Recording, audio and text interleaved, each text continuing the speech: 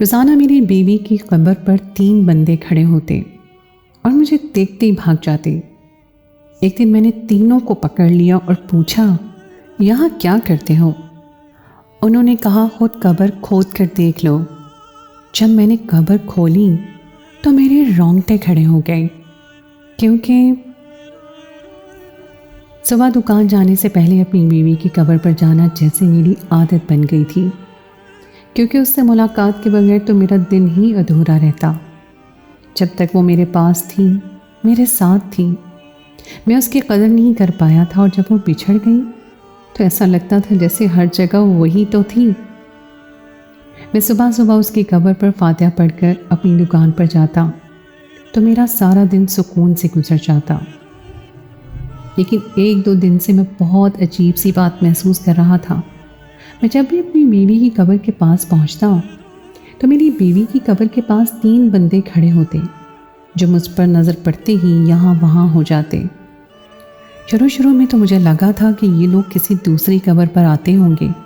قبرستان میں تو قبریں بہت قریب ہی بنی ہوتی ہیں، اور کبھی کبھار انسان دوسروں کی قبر پر بھی فاتحہ پڑھ لیتا ہے، لیکن روزانہ ہی ایسا ہونے لگا تو میں کچھ کھٹک سا گیا۔ روز 3 آدمی کیوں میری بیوی کی قبر کے پاس کھڑے ہوتے تھے، جبکہ نہ ہی میں انہیں جانتا تھا اور نہ ہی میری بیوی کا ان سے کوئی تعلق تھا۔ میرے اندر تجسس پیدا ہو گیا تھا کہ یہ کون ہیں جو روزانہ یہاں نظر آتے ہیں اور مجھے دیکھتے ہی فوراً غائب ہو جاتے ہیں۔ کچھ دن یہ سب دیکھنے کے بعد ایک دن میں نے بھاگ کر جا کر ان میں سے ایک کو پکڑ لیا۔ وہ پکڑا گیا تو باقی 2 بھی واپس لوٹ آئے، اور تینوں ہی میرے آگے ہاتھ جوڑ کر کھڑے ہو گئے۔ میں نے تو کچھ کہا بھی نہیں تھا اور وہ تینوں خود ہی چور بنے کھڑے تھے۔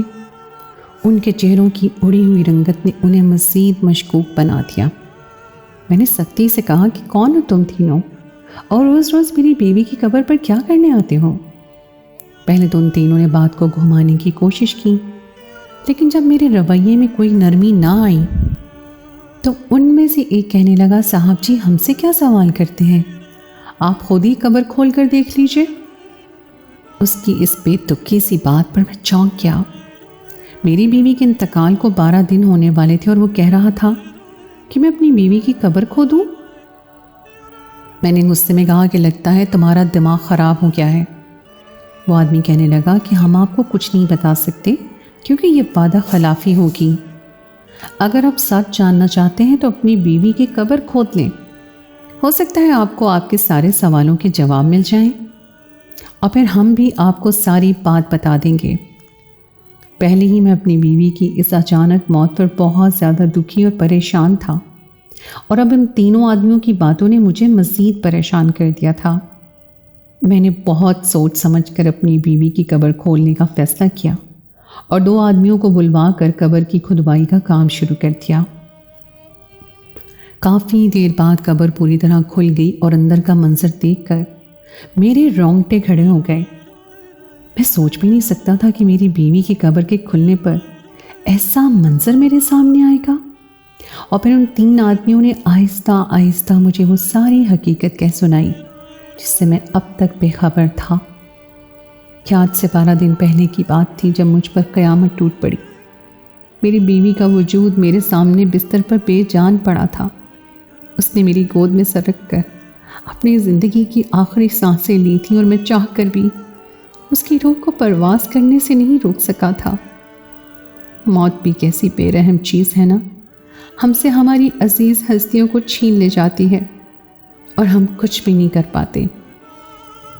میری جان سے عزیز بیوی کومل مجھے چھوڑ کر ہمیشہ کے لیے اس دار فانی سے کوچ کر گئی تھی، اور یہ وہ سچائی تھی جسے میں قبول ہی نہیں کرنا چاہتا تھا۔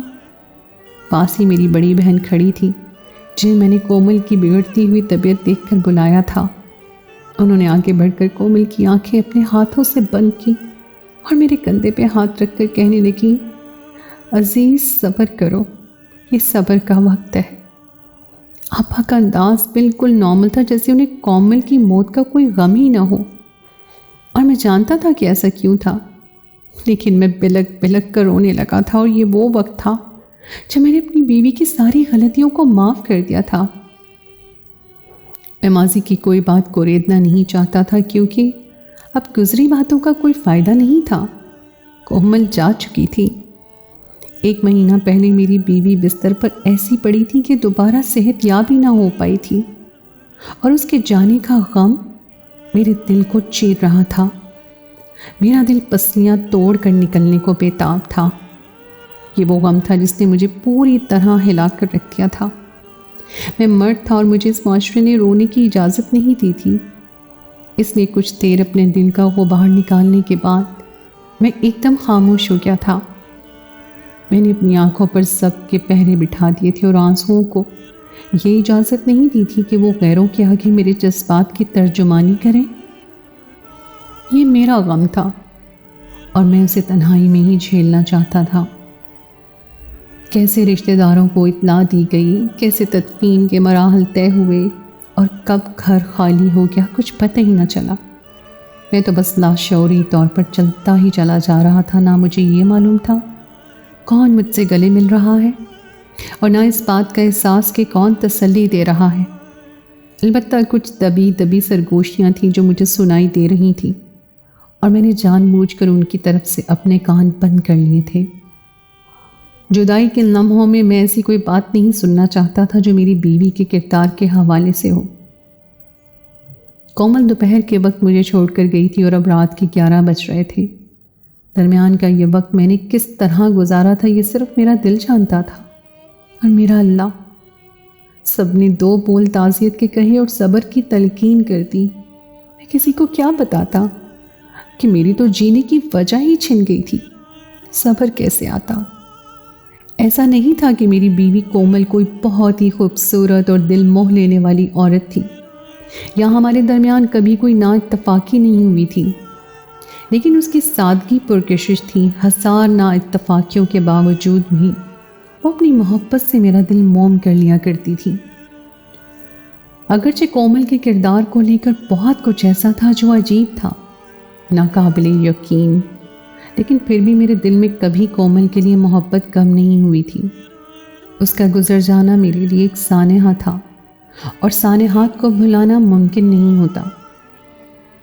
सब रिश्तेदार और मेहमान रुखसत हो गए तो आपा मेरे पास चली आई। मैं अपने कमरे में खामोशी से बैठा हुआ था। आपा को देखते ही उन्हें गले लग के सिसक सिसक कर रोने लगा। आपा ने मेरे बालों में हाथ फेरा और ऐसी बात कही जिसकी उम्मीद कम से कम उस वक्त तो मुझे हरगिज़ भी नहीं थी। आपा सख्त लहजे में कहने लगी, अजीज़ तुम्हें क्या हो गया है? तुम कैसी औरत के लिए आंसू बहा रहे हो? क्या तुम नहीं जानते कि उसने तुम्हारे साथ क्या किया है? ऐसी औरत के लिए तुम्हारा आंसू बहाना बहुत ही अजीब बात है। उसने तुम्हारी पीठ पर खंजर खोप दिया और तुम हो कि उसकी मोहब्बत और उसकी याद में तड़प रहे हो। तुम्हें पता है पास पड़ोस वाले और लोग आज कोमल के बारे में कैसी कैसी बातें कर रहे थे? मेरा तो सर शर्म से झुक गया। आपा की बात पर मैं तड़प कर उनसे अलग हुआ। खुदारा आपा, आज तो ऐसी बात ना करें। वो चली गई है, हमेशा के लिए मुझे छोड़कर चली गई है। मेरी बात सुनकर आपा खफकी से कहने लगी, हाँ वो चली गई है, लेकिन जाते जाते जो करके गई है उसके बाद तो लगता है सारी ज़िंदगी हमें उसके किए का खमियाजा भुगतना पड़ेगा। इंसान कब्र में दफन हो जाता है, लेकिन लोग ऐसी बातों को नहीं भूलते। वो तो सुकून से चली गई है और अब सारी ज़िंदगी लोगों की नज़रों का सामना हम करेंगे। किस किस को जवाब देंगे? हमें तो खुद भी मालूम कि वो क्या करती फिर रही थी। कई दफ़ा मैंने खुद उससे पूछा था कि ये सब क्या है, लेकिन उसके होठों पर तो जैसे कुफल लग गया था। अब हम किस किस का मुंह बंद करवाएंगे? लोग तो अपने होंठ नहीं सीने देते ना। मैं एक सर्द आह भरते हुए आपा से कहने लगा कि हमें किसी को कोई जवाब देने की ज़रूरत नहीं है। कोमल के जीते जी जितनी बातें होनी थी हो चुकी। अब वो मर गई है तो बेहतर है कि हम उसके किरदार के हवाले से ऐसी कोई बात ना करें। मेरी बात सुनते ही आपा गुस्से से आग भगोला हो गई और कहने लगी, कोई गैरतमंद मर्द होता तो बीवी की ज़िंदगी में ही उसे तलाक दे देता, और एक तो है कि उसके मरने के बाद भी उसका रोग लगाए बैठा है। पता नहीं उस कोमल ने तुझ पर ऐसा कौन सा जादू कर दिया था।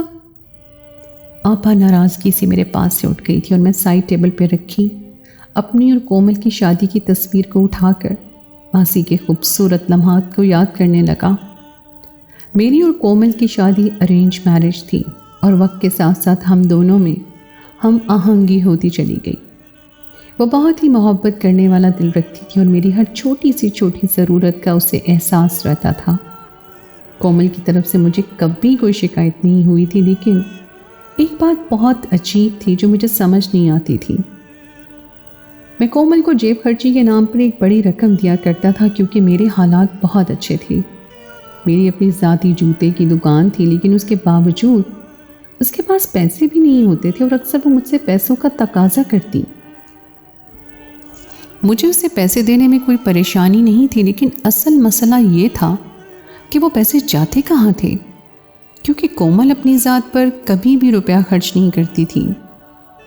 دیکھتے ہی دیکھتے ہماری شادی کو سال گزر گیا اور پھر پاس پڑوس والے مجھے روک روک کر عجیب سے سوال کرنے لگے۔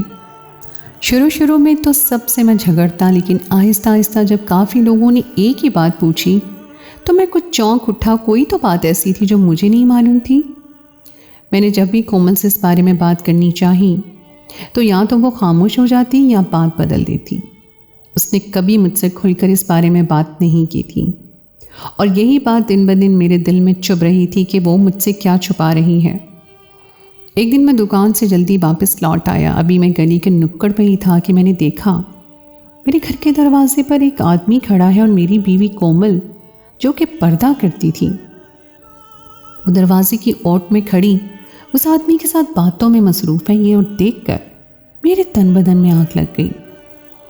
محلے والے چیخ کر مجھے کب سے یہ کہہ رہے تھے کہ میری غیر موجودگی میں میرے گھر پر غیر مردوں کا آنا جانا لگا رہتا ہے اور میری بیوی پردے کی آڑ میں بہت کچھ کر رہی ہے، لیکن میں ہمیشہ کومل کے لیے دنیا والوں سے لڑ جاتا۔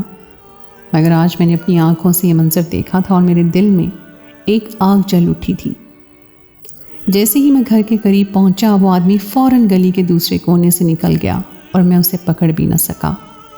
میری بیوی کو شاید میرے آنے کا علم نہیں ہوا تھا۔ جب میں گھر میں داخل ہوا تو وہ اسی وقت کمرے میں گئی تھی اور اپنا پرس الماری کے اندر رکھ رہی تھی۔ میں نے کومل کے ہاتھ سے اس کا پرس چھینا اور کھول کر دیکھا تو وہ خالی تھا، جبکہ صبح ہی میں نے اسے 2000 روپے دیے تھے۔ میں نے غصے سے کومل سے پوچھا کہ صبح والے پیسے کہاں ہیں؟ تو پہلے تو خوف سے اس کے چہرے کا رنگ بدل گیا اور پھر وہ کہنے لگی کہ اس نے کچھ سامان آرڈر کیا تھا، وہ پیسے اس نے ڈیلیوری بوائے کو دے دیے ہیں۔ اس نے الماری سے خوبصورت سوٹ نکال کر دکھایا اور کہنے لگی کہ میں نے یہ آرڈر کیا تھا۔ میں ایک دم اپنے آپ سے شرمندہ ہو گیا تھا۔ مجھے سمجھ آیا کہ وہ ڈیلیوری بوائے تھا جو ڈیلیوری دے کر چلا گیا تھا اور میری بیوی نے اسی میں پیسے خرچ کیے تھے۔ مجھے بہت زیادہ شرمندگی کا احساس ہو رہا تھا کہ میں بلا فضول لوگوں کی باتوں میں آ کر اس پر شک کر رہا تھا، لیکن مجھے کیا معلوم تھا کہ میرا شک غلط نہیں تھا، بلکہ میری بیوی نے مجھے بہت آسانی سے بیوقوف بنا دیا تھا۔ اس واقعے کو کچھ ہی دن گزرے تھے کہ ایک روز میرے پاس آپا کا فون آیا اور وہ کہنے لگی، عزیز یہ تمہارے گھر میں چل کیا رہا ہے؟ میں آج دوپہر کے وقت ایسے ہی تمہارے گھر کا چکر لگانے کے لیے گئی، سوچا کافی دن ہو گئے ہیں ساتھ مل کر بیٹھیں گے، لیکن تمہاری بیوی تو کسی کے ساتھ دروازے پر کھڑی تھی۔ وہ کوئی جوان مرد تھا اور مجھے دیکھتے ہی تمہاری بیوی نے اسے فوراً چلتا کر دیا، اور میرے پوچھنے پر اس نے بات کو ایسے گول مول کیا کہ میں حیران ہی رہ گئی، یہ سب کیا ہو رہا ہے؟ اور پھر جب تمہارے پڑوس والی شبانہ کے پاس کپڑے سلائی کے لیے دینے گئی تو اس نے بتایا کہ یہ تو روز کا معمول ہے۔ وہ تو بڑے عجیب سے انداز میں کہہ رہی تھی کہ سارا محلہ ہی تمہاری بھابھی کے کرتوتوں سے واقف ہے، ایک تم ہی لوگ ہو جو سمن بکمن کی تفسیر بنے بیٹھے ہو۔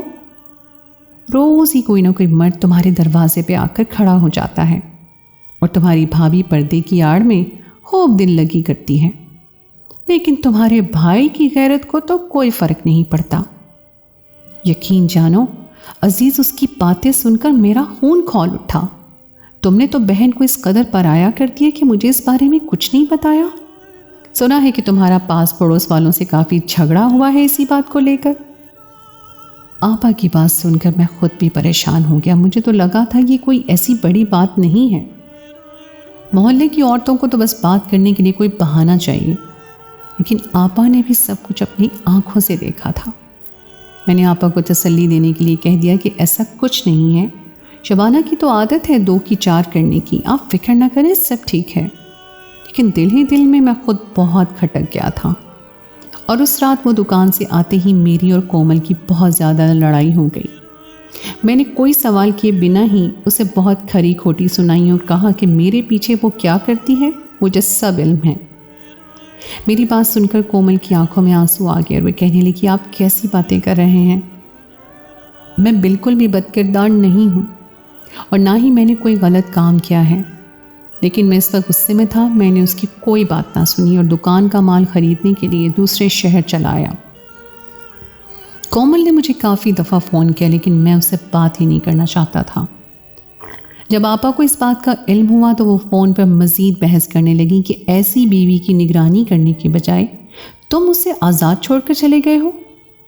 आपा खुद मेरी गैर मौजूदगी में मेरे घर चली आई, लेकिन मेरी वापसी तक कोमल इतनी ज़्यादा बीमार पड़ी कि उसकी हालत बहुत ख़राब हो गई। उसके टेस्ट हुए तो पता चला कि उसे आखिरी दर्जे का कैंसर है। वो ज़्यादा दिनों की मेहमान नहीं है और ये सुनकर मेरे होश उड़ गए। मैंने पिछली सब बातें भुला दी और उसकी खिदमत में मसरूफ़ हो गया, लेकिन आपा का कहना था कि ये सब कुछ उसकी बदकारियों का नतीजा है। उसने ज़िंदगी के आखिरी दिन बिस्तर पर बहुत तकलीफ़ से काटे। हर वक्त उसकी आंखों में आंसू होते और वो मुझसे माफ़ी मांगती रहती, और फिर ऐसे ही एक दिन खामोशी से वो मेरी गोद में सर रखे हमेशा के लिए मुझे छोड़ गई। मुझे कोमल से लाख गिले शिकवे सही, लेकिन मैं उससे सच्ची मोहब्बत करता था और उसका यूं बिछड़ जाना मेरे लिए किसी बड़े सदमे से कम नहीं था। उसके जाने के बाद मैं हर वक्त गुमसुम सा रहता। मेरी तवज्जो तो अपनी दुकान से भी पूरी तरह हट चुकी थी। आपा कभी कभार मुझसे मिलने आती तो भी वो कोमल के किरदार को लेकर बातें करती, और इसीलिए मैंने उनसे बात करना भी छोड़ दी थी।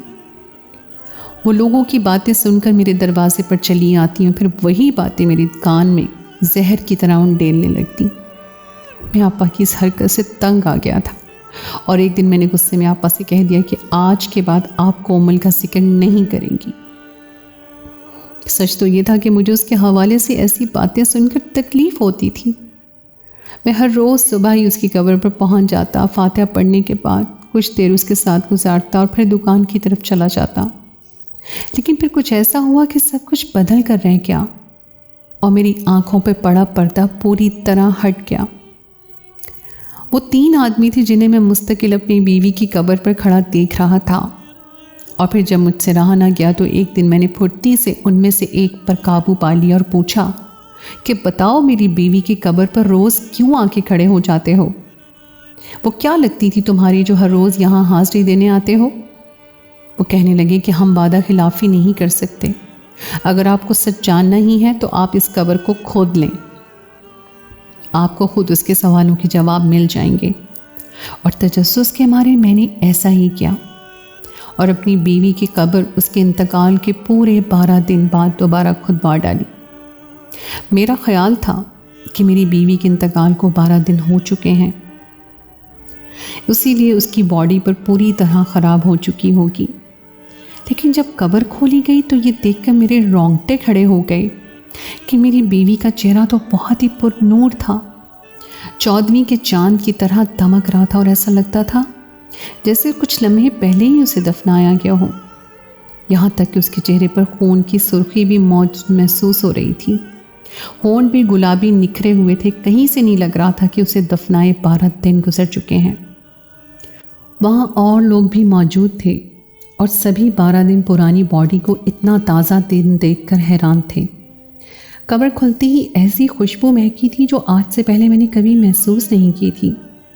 मैं बहुत हैरानी में मुब्तला था और जब मैंने उन 3 आदमियों की तरफ देखा तो उन्होंने एक ऐसा राज खोला कि मैं शर्म से पानी पानी हो गया। मेरी बीवी कोमल बहुत ही नेक और पर्दादार औरत थी, जिसके दिल में खुदा की नेकी और हमदर्दी डाल रखी थी। وہ بہت سے لوگوں کی بہت خاموشی سے مدد کرتی تھی، اور وہ تینوں بھی ایسے ہی تھے جن کے پاس کافی عرصے سے نوکری نہیں تھی۔ ان کے چھوٹے چھوٹے بچے بہت پریشانی کے عالم میں زندگی بسر کر رہے تھے۔ میری بیوی کومل اللہ کے نام پر ان کی مدد کر رہی تھی۔ اسے کسی سے کوئی غرض نہیں تھی، وہ تو نیکی کے اس کام کو اس طرح کر رہی تھی کہ ایک ہاتھ سے دینے پر دوسرے ہاتھ کو پتہ بھی نہ چلے، اور یہی وجہ تھی کہ اس نے کبھی یہ بات مجھے نہیں بتائی تھی۔ لوگوں کو کسی نہ کسی طرح اس بارے میں پتہ چل جاتا کہ وہ اس طرح غریب لوگوں کی عزت کو نیلام کیے بغیر ان کی مدد کرتی ہیں، تو وہ ہمارے دروازے پر پہنچ جاتے۔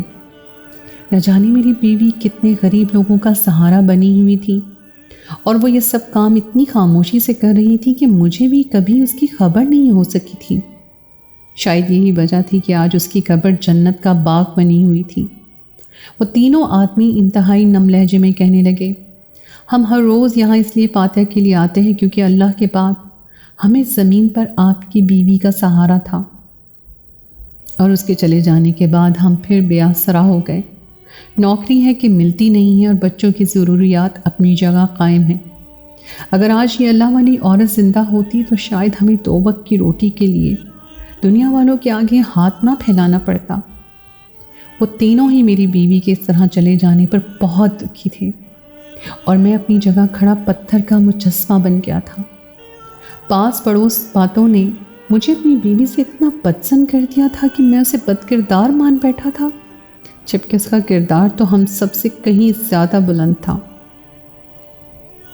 وہ تینوں آدمی جب بھی میری بیوی کی قبر پر آتے تو انہیں اس بات کا یقین ہوتا کہ میری بیوی اپنی قبر میں بہت اچھی حالت میں ہے، اور خدا تعالیٰ اس سے راضی ہے۔ اس لیے جب میں ان سے ان کے بارے میں پوچھنا چاہا تو انہوں نے مجھے قبر کھودنے کا کہہ دیا۔ انہیں اس بات کا پورا یقین تھا کہ میری بیوی بہت اچھی حالت میں ہوگی، اور اسے اس طرح دیکھ کر مجھے بھی اس کی پاک بازی پر یقین آ جائے گا۔ میں نے ان تینوں آدمیوں سے وعدہ کر لیا کہ میں ان کی نوکری کا انتظام کروں گا، اور اپنی بیوی کی قبر کو دوبارہ بند کروا دیا۔ وہ خوشبو آج بھی میرے ذہن کے دریچوں میں بسی ہوئی ہے جو کومل کی قبر سے اٹھ رہی تھی۔ میں کبھی بھی سوچتا ہوں کہ ہم انسان کتنے بے ضمیر ہو گئے ہیں کہ بنا کسی کی سچائی جانے اس پر تہمت لگا دیا کرتے ہیں، جبکہ حقیقت اس کے برعکس نکلتی ہے۔ میری بیوی سے ملنے بہت سے مرد ضرور آیا کرتے تھے، لیکن وہ سب کے سب غریب اور مجبور لوگ تھے جو 2 وقت کی روٹی کا سوچ کر ہمارے دروازے تک چلے آتے تھے، اور یہ بھی خدا کی ایک نعمت تھی کہ اس نے ہمارا ہاتھ دینے والوں میں رکھا تھا۔ میری بیوی نے جاتے جاتے اپنے لیے جنت کما لی تھی، اور میں اس پر بد کرداری کا الزام لگا کر زندگی بھر کے لیے اپنی ہی نظروں میں گر گیا تھا۔ میں دن رات اپنی اس غلطی کی معافی مانگتا ہوں۔ میری بیوی لوٹ کر میرے پاس نہیں آ سکتی، لیکن میں اس کی نیکی کے سلسلے کو آگے بڑھا سکتا ہوں، اور میں نے ایسا ہی کیا ہے۔ آج میرے گھر کے دروازے پر بہت سے ضرورت مند آتے ہیں جن کی ہر ضرورت کو خاموشی اور رازداری کے ساتھ پورا کر دیا جاتا ہے۔ میری بیوی کسی کی عزت نفس کو ٹھیس نہیں پہنچانا چاہتی تھی، اور میں نے بھی بالکل ایسا ہی کیا۔ آپا بھی اپنی باتوں پر بہت شرمندہ تھی۔ انہیں اس بات کا بہت پچھتاوا ہے کہ انہوں نے غیروں کی باتوں میں آ کر اپنی بھابھی پر اتنا بڑا اور گھناؤنا الزام لگا دیا۔ وہ اکثر مجھ سے کہتی کہ حقیقت جانے بغیر انسان کو کبھی ایسی بات نہیں کرنی چاہیے جس سے کسی دوسرے انسان کے دل آزاری ہو، لیکن آج کل ہمارے معاشرے میں یہ بات بہت عام ہو چکی ہے کہ ہم کسی کی پوری سچائی جانے بغیر ہی اس پر اپنی رائے مسلط کر دیتے ہیں، اور بغیر کسی ثبوت کے اسے بد کرداری کا سرٹیفکیٹ بھی پکڑا دیتے ہیں۔ کیا آپ لوگوں کو لگتا ہے کہ میں ٹھیک کہہ رہی ہوں؟ کیا واقعی ہمارا معاشرہ بے حس اور بے ضمیر نہیں ہو گیا ہے؟